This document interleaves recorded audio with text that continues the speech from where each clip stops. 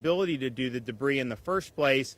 So you're going to have these contractors, the cities, the counties, to get working on it. We want to be helpful if we can to facilitate that. And Kevin is working with FEMA to maybe handle the debris in a way that's going to incentivize more rapid attention to debris. The norm in a major hurricane, debris takes sometimes a year to get picked up. I don't think that makes sense. I don't think that's good for recovery. I don't think the debris ended up being projectiles that caused much additional damage like we feared. Now, part of it is we did get a lot of the debris up that was there, but I still just think you gotta get the debris. So they're working on that with FEMA to be able to provide maybe some more attractive incentives in terms of how this stuff is reimbursed. But we understand that's going to be an issue, especially with local cities that may not have very big budgets. But our emergency debris mission, while I have to use that stuff to do what their normal business is, I did do the executive order saying that debris should be 24/7. So you should have your debris sites open so that if private citizens are bringing debris, that they have a place to drop it off. That should be the expectation. We want to harness that to be able to get rid of this stuff as soon as possible. All right, I'm going to let Kevin say a few words. Yeah, thank you, Governor. Another example of that leadership from the governor is Governor gave me the authority to actually direct permit debris management sites. So instead of having all the bureaucrats at our individual agencies, Sean Hamilton, DEP Secretary, and myself can go direct with each other, and I have the authority to permit any additional debris management sites in real time, so long as it's not near a well and it's not near some type of environmentally sensitive land like water and things of that nature. So we've cut that bureaucracy and red tape out, and that, again, that's the governor leading the way on that. We're going to continue to do that. We want to encourage, as the governor said in the executive order, we want to encourage people to be picking up debris 24/7. This is not a Monday through Friday garbage collection once a week type thing. It is a full court press, and we need to make sure that those things are happening. Another thing that the governor is doing and leading the way, you just heard him talk about the Port of Manatee. He has directed me to go ahead and get whatever it is for Transpontane to get back up and running. Right now, their first request is they have no place to work out of. So we're getting them a portable building or a mobile command unit for them to start working out of. If that's pumps or anything else they need to get them up temporarily until they can get their feet underneath them, we're going to do that. So that literally at the last stop that came up, we're already working it and already mobilizing assets to get there. So those are things that we're going to do. As the governor also said, we're working with FEMA to figure out how we can get number one, Deanne Criswell said, Kevin, we're going to work with you and make sure that all the emergency work you guys did last week gets covered. She 100% committed to that. The president on the phone with the governor, myself, and Deanne committed to that. So they're going to figure out how to work that out. Now, unfortunately, we don't have those emergency circumstances that exist anymore for us to come in there and really supplement that process. So FEMA is going to figure out, again, how can we incentivize more haulers to come here? When I say haulers, I actually mean the dump trucks and the hauling trucks, the subcontractors to get in here. How do we get more bandwidth? And then through the governor's executive order to go 24/7.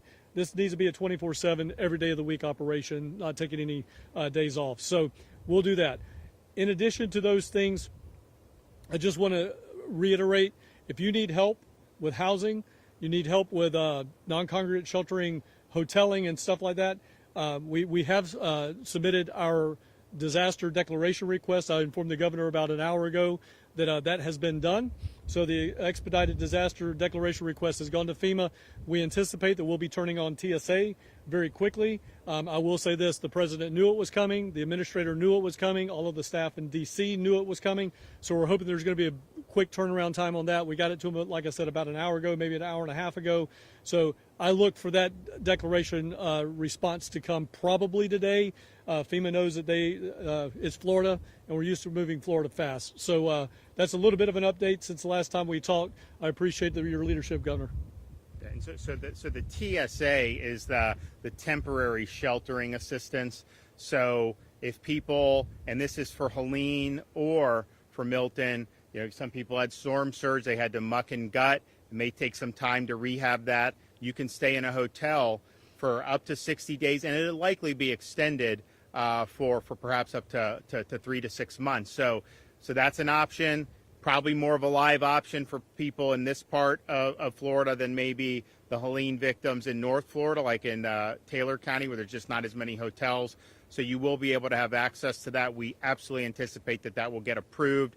As Kevin said, Kevin and I were on the phone with the president and with the administrator of FEMA, and they want to be helpful. The other thing is, this road we had to do emergency repairs on after Helene, and then we saw this storm bearing down, and we're like, well, we're going to have to fix it again. Turns out the emergency repairs held, the road's fine, and people are going to be able to use. So there's no issues with any ingress, egress, Sunshine Skyway Bridge, all this stuff.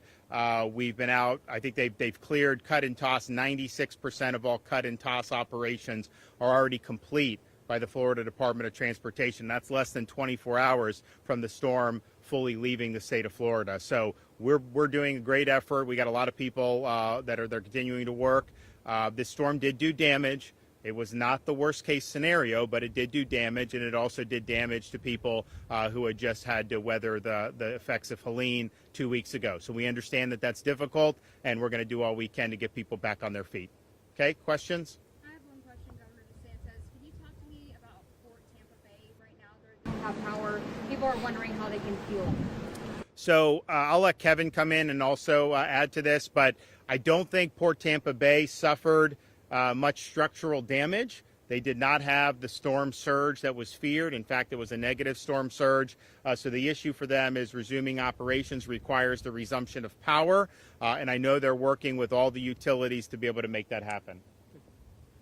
And picking up where the governor left off, there's a couple of things in motion here, and it's going to be, we're going to move it in parallel. We don't do anything linear here.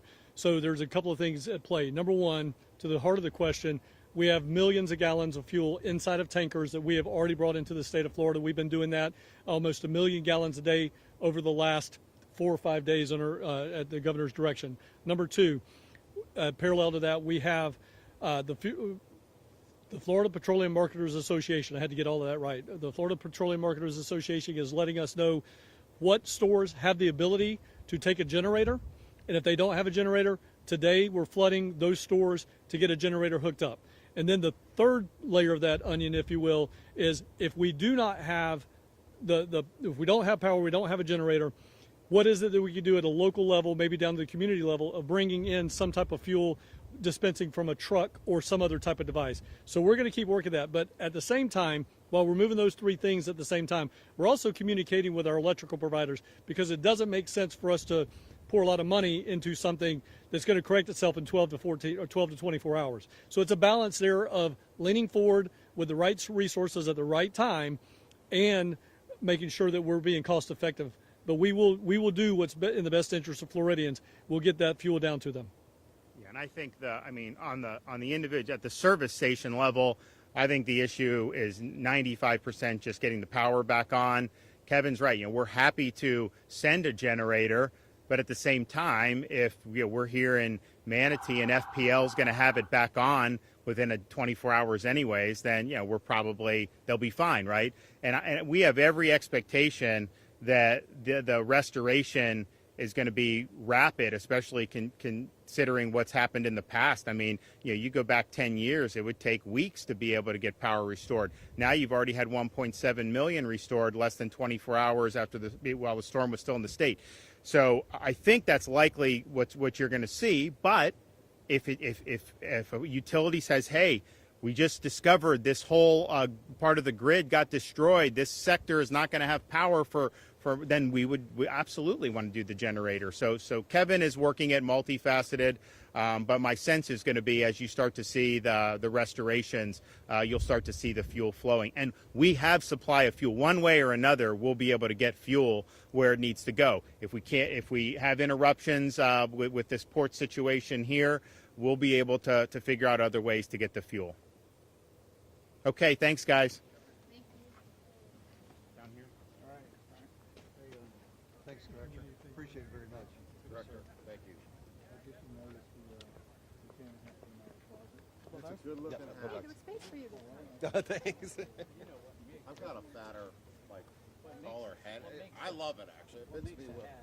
You can tell it fits Volcano. It's the model. It's the model. That's exactly right. All right, guys. Did you do all right? Yeah, I mean, our home.